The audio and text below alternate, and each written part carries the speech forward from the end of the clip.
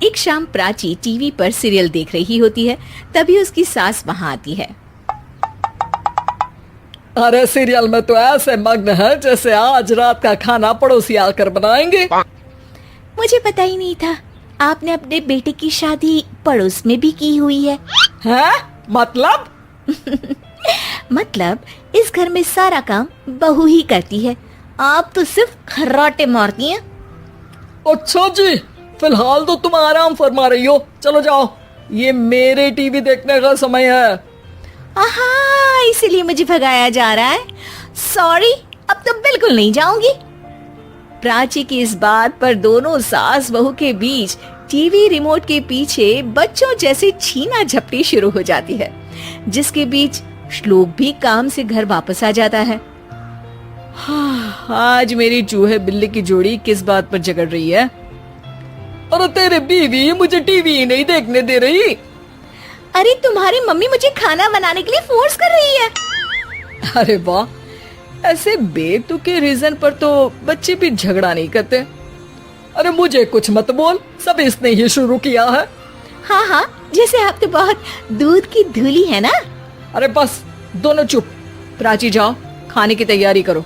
और माँ तो छोड़ो, तुम्हें क्या बोलूं, शांति से अपना सीरियल देखो, मुझे दोबारा लड़ने की आवाज सुनाई नहीं देनी चाहिए। ऐसा बोलकर श्लोक वहाँ से चला जाता है, जिसके पीछे पीछे प्राची भी कुछ न कुछ बड़बड़ाते हुए रसोई में चली जाती है। हाँ हाँ, सासू जी को तो कुछ बोलेंगे ही नहीं, बस मुझ पर ही हुक्म चलता है, खाना बनाओ, जैसे मैं इनके घर में खाना बनाने के लिए आई हूँ।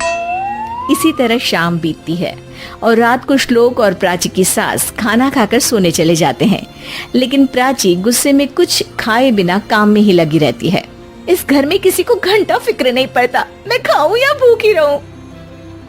प्राची कुछ देर के लिए रसोई से बाहर जाती है और जैसे ही वापस आती है तो वहाँ दूध का भरा ग्लास देखकर हैरान रह जाती है। फिक्र पूरी है, बस दिखाना नहीं है। प्राची दूध पीकर सोने चली जाती है और अगली सुबह एक बार फिर सास बहू का कार्टून नेटवर्क स्टार्ट हो जाता है। ये तुमने ही किया है। अरे अजीब जबरदस्ती है, मैं बोल रही हूँ मैंने कुछ नहीं किया। दोनों ने मिलकर पूरे घर को पागल खाना बनाया हुआ है। यहाँ कोई नॉर्मल इंसान तो रह ही नहीं सकता, इसीलिए अब पड़ोसी क्या रिश्तेदार भी घर आने से कतराते हैं। और सुन बेटे, तू भी चंगा, तेरी माँ भी चंगी, तेरी बीवी भी चंगी, रिश्तेदार। हाँ जी, आपको नहीं पता क्या, गंगाधर ही शक्तिमान है, रिश्तेदार ही। हाँ हाँ, बस समझ गया। कभी जानवरों जैसे लड़ेंगी तो कभी जुगलबंदी करेंगी। भाई मैं आप दोनों के बीच में नहीं फंसना चाहता।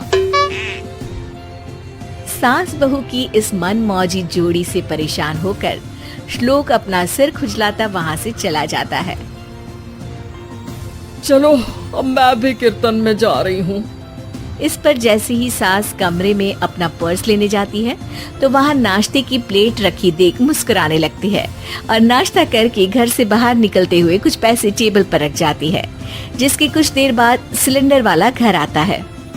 ओ मोरी मैया, मैं सिलेंडर के बारे में तो बिल्कुल भूल ही गई थी। घर खर्च के सारे पैसे भी मम्मी के पास है और श्लोक से बोला तो उल्टा 4 बात सुनाएंगे। प्राची ये सोच ही रही होती है कि अचानक उसका चेहरा चमक उठता है और वो घर में आकर इधर उधर देखने लगती है। तभी उसकी नजर टेबल पर रखे पैसों पर पड़ती है, जिन्हें वो सिलेंडर वाले को दे देती है। ये सब श्लोक देख लेता है। अच्छा बेटे, इतना बड़ा घोटाला, सबके सामने मैं तेरी दुश्मन और पीठ पीछे तेरी मेरी यारी। इस पर श्लोक एक प्लान बनाता है और शाम को सब एक साथ बैठे होने पर बोलने लगता है। माँ, तुम दोनों की बहुत लड़ाई होती है, इसलिए मैं सोच रहा हूँ कि प्राची को उसके घर छोड़ाऊं, इससे वो भी खुश रहेगी और तुम भी। अचानक श्लोक की ये बात सुनकर सास बहू शौक से उसकी तरफ देखती हैं। अरे ऐसे कैसे घर छोड़ाओगे, मुझे कहीं नहीं जाना। अरे तुमने बोला नहीं पर मैंने सुन लिया, तुम्हें मम्मी के साथ रहना अच्छा नहीं लगता, मुझे पता है। अरे वाह, अरे जब बहू खुद कुछ काम बोले तो वो तुझे सुनता नहीं, और अब जो इसने बोला ही नहीं वो तू समझ गया। जब उसे नहीं जाना तो फिर जबरदस्ती क्यों कर रहा है? अच्छा, फिर आपको मौसी के घर छोड़ाता हूँ, बस अब आप दोनों एक घर में एक छत के नीचे नहीं रह सकती। मैं इस टॉम एंड जेरी की जोड़ी को और नहीं झेल सकता। है?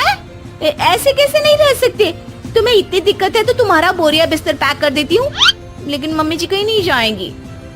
बिल्कुल यही सुनना था मुझे।